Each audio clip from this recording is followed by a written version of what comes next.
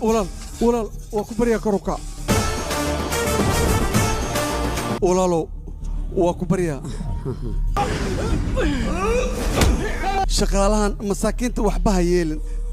aniga waxa doonta yeel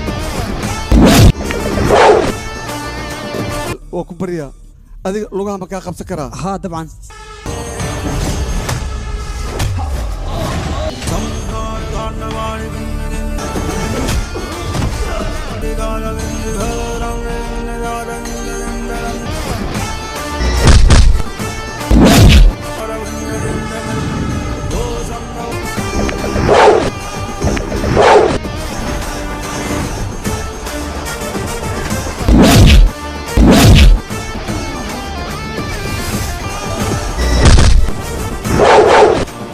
meesha uu kaga suran yahay calanka India dadka ku nool oo dhan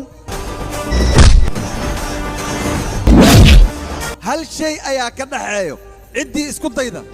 dadkaasi inay dhibaatayso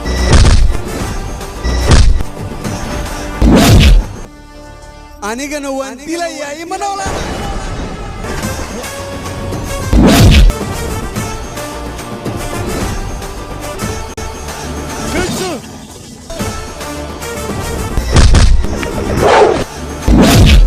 والله البوليس كان هذا